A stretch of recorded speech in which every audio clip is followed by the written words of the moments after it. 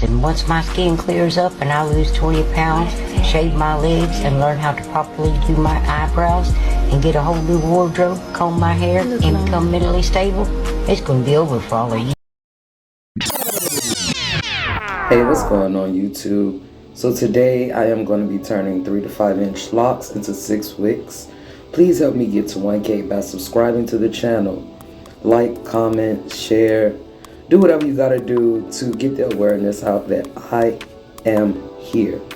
Okay, so right now what I have done thus far is I parted the hair, but I did not use a comb or anything like that. What I did was just section his hair.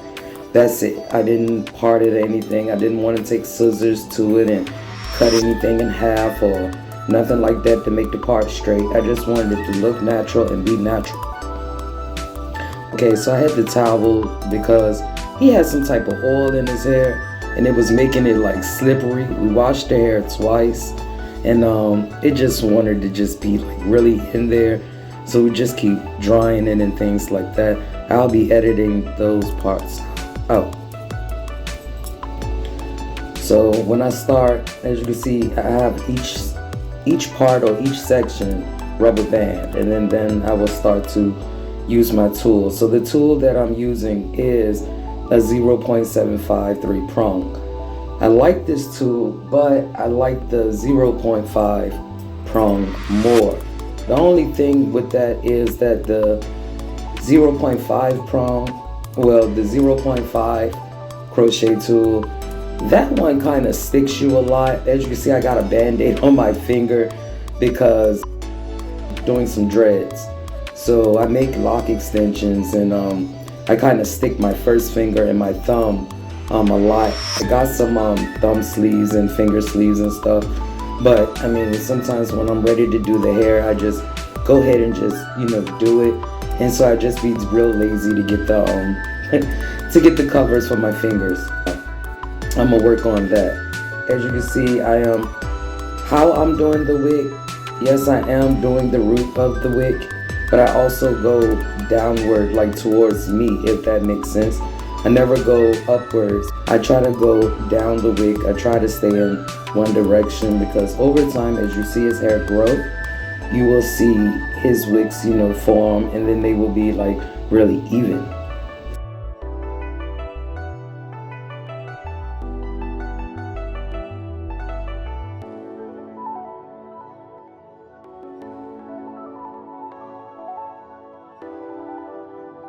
But the wicks are like really short.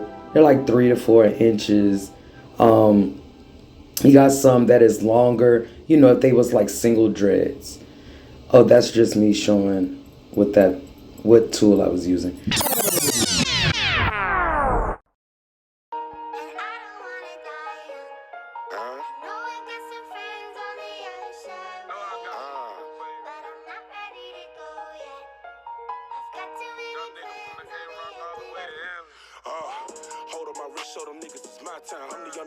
The single dreads, some of them are 3 to 5 inches, but the wicks itself are like 3 to 4 inches.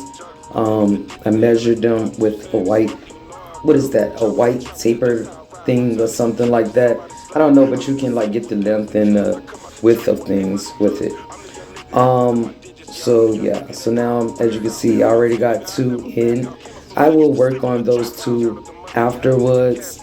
I kind of just go through wicking everything first, and then I go back over it and make it, a little more neater. So yeah, on with it.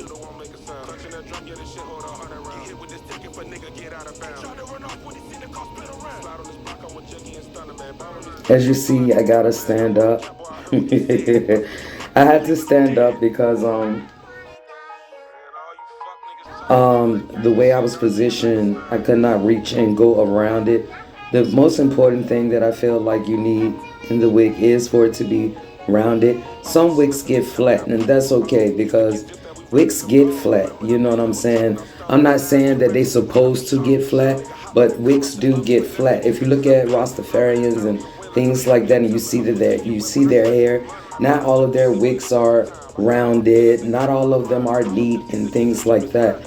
So over time, as your hair mature, it's going to do what it want to do, and it's good to just let it do, just, you know what I'm saying, maintain your roots and things like that. So now I've started on the next side, and this side I'm pretty much doing the same way, only I'm starting from the top and working my way back.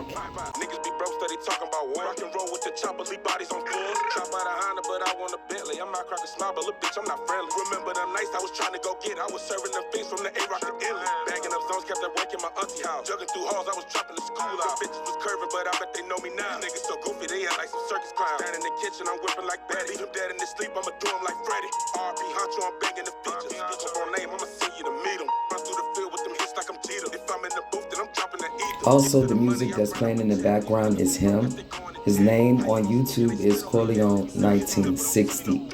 Again, that's Corleone1960. I'll put a link up in the description so you can follow his channel. He got really good music on there, as you can see. I might use that as the background music. I hope you like it. Again, hit him up. Let him know that I sent you. So right here, I'm like really trying to work it in. Again, I'm working away from the scalp. You don't want to work towards the scalp. I mentioned that a few videos back. When you work towards the scalp, you stick that person. So the same way like you would stick your finger, you would stick this person's scalp. So you just want to be mindful of that and don't go towards the scalp. Like you want to go towards yourself. Go down or whatever direction you want to call that. So here you can see me taking off rubber bands. Well, I took off that rubber band, but yeah, when I'm ready to go over each of the wicks, I will take the rubber band off, I will go back over it, I will go back around it, and just make sure it's uniform.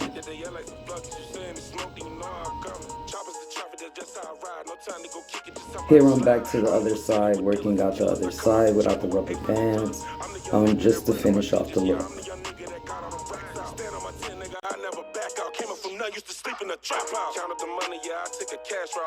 So now we are done with the wicking process. So here my man's got 6 wicks.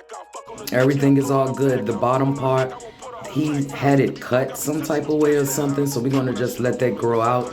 Over time, we will be putting that back in.